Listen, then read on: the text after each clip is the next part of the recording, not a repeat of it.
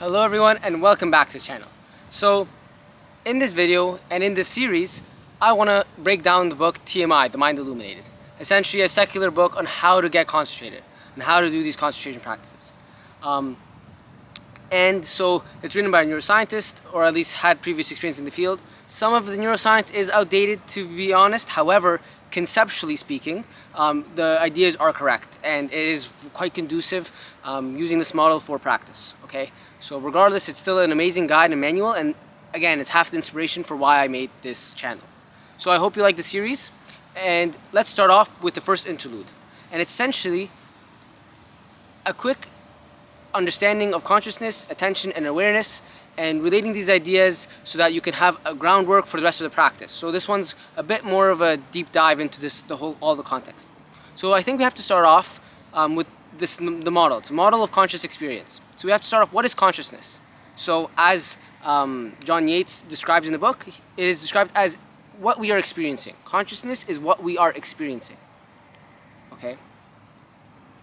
Now, there are a lot of things we can experience. We can experience things internally and externally. For example, sight, hearing, these are external examples. While internally, we can have emotional states, or mental talk, and so on. So there is a difference between internal and external, and it's important to understand this contrast. However, maybe at the very end, that divide doesn't seem as clear.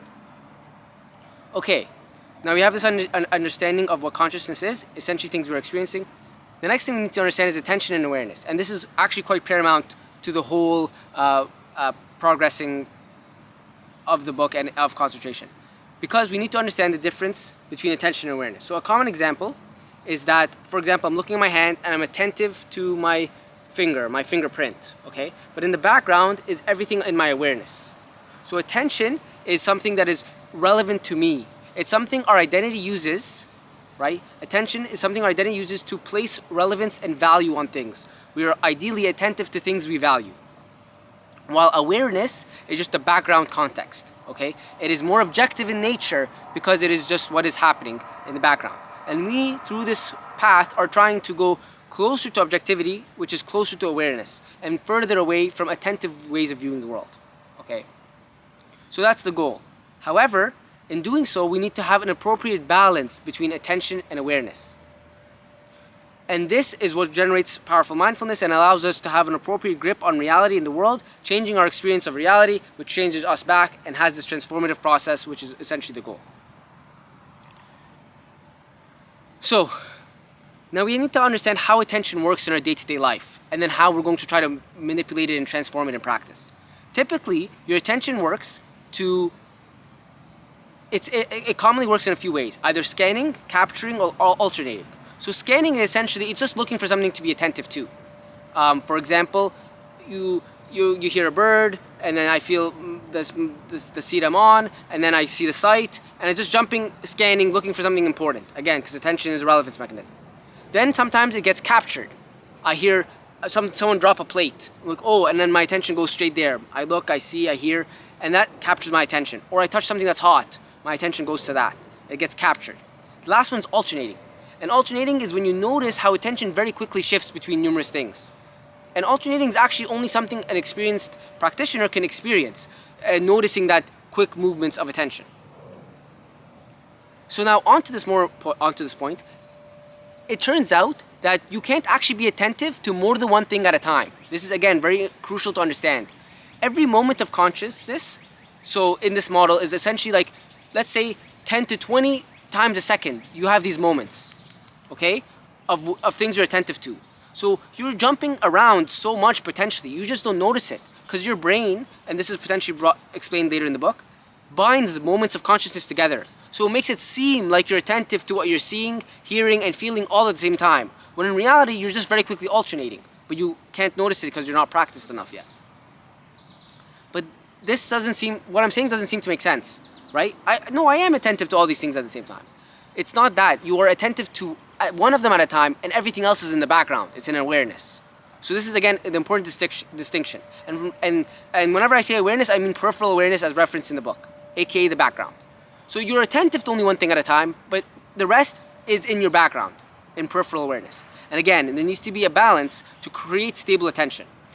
between awareness and attention so that attention also doesn't collapse. And I'll explain that more in a second. But it's important to understand that the goal is to stabilize attention. And this is essentially the goal of stages 2 and 3, to make attention stable. Because as you can tell, it's very hard to stay attentive to one thing. You're constantly jumping from sight to sound and so on. So when we're following our breath, which is essentially the recommendation of this book, we are trying to be attentive to it and not have it, and in stages 2 and 3, at the very least, it stays in attention or defaults to awareness. But the goal is to keep it in attention or awareness all the time. Later on, in stage 4 and later, the goal is to get in closer to staying in attention. Yeah, stage 4 is when it's in between attention and awareness. Stage 6 is when it's completely in attention. And then in stage 8, which is too far, granted with a drop of effort, attention and awareness become kind of the same thing. You're attentive to everything in your awareness. Okay. However, now another important point, which is explained rigorously in this part, is that you are not the one who left the object or comes back to the object. So when you're practicing and you get distracted, it's very crucial to understand that you didn't get distracted. It's just a subconscious process that happened. Attention is not something that you control explicitly, the way you think you do. You can only through reward and intention do you come back to the object you'd like. However, you're not even the one who came back. Imagine, this analogy is not perfect, but just imagine you're a program. And the program is again on its own course. And now you're trying to interject. So you're trying to tweak small stuff by rewarding when you come back to the object and setting the intention to continue following the object to allow you to wake up more often, to have that aha moment where you can continue to practice. And this is all unconscious. And this is essentially the goal of stage 2 and 3. You'll notice you try to sit down, you follow your breath, you get lost, and then eventually you come back. And same thing in 3, it happens for more sustained periods. And in 4, again, it stays in attention or awareness, in the background or in the foreground, all the time. Okay. So then we have to also make sure that our awareness never collapses, because awareness is going to essentially become our guard from distractions. We're going to put our attention on our breath and we're going to hold everything else in the background, hearing, body sensations and so on. You get better at doing this with more practice later on and so forth. And in stage 4, your internal talk becomes what you primarily put in the background, while stage 5 and 6, it's your body, and you start playing games with that as well. But awareness is our guard from getting bumped off from our breath, okay? And it's important to understand that because, again, that's going to help us cultivate this strong mindfulness, this strong awareness of what is happening moment to moment. And likewise, only awareness can do something called metacognitive awareness, metacognitive introspective. And this is, again, a confusing term. It's more relevant for stage 6, but it's essentially having an overall snapshot of the mind. What's the mind doing right now? How does it feel? It's more so like taking a third-person perspective of your mind and seeing what is it doing over time, different time scales. Right now, he's following the breath, okay? And then maybe later on, you start doing a different practice, and it's like, right now, he's debating between doing the breath or this practice. It's like taking a third-person snapshot of what's happening. And this is going to be, again, very important later on. So it's not relevant now, but it's brought up in this interlude as well, so that you have some understanding of it, okay? And lastly, most people, again, its attentions are kind of destroyed because of the phone distractions and the fact that they just jump from one thing to the next. It's always scanning, it's always getting captured or alternating. It's never sustained, and the goal is to sustain it. Because once you can fill up your experience with the same moments, for example, our breath sensations, every moment of our conscious experience is primarily the breath.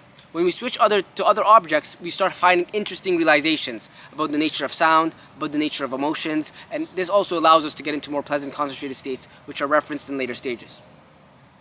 So I hope this outlines the model appropriately and helps ground you a bit better for future practice. And the goal is to keep attention on the breath, keep things in the background. And it's okay if breath falls in the background in the beginning of stages 2 and 3. At the very least, if you're always aware of the breath to some degree, that's the goal. Later on, like I said before, 4 is when it's always there, and 6 is when it's always in attention. So I hope you guys liked the video, and I hope you find the next few videos about the staging helpful and insightful. Love you guys.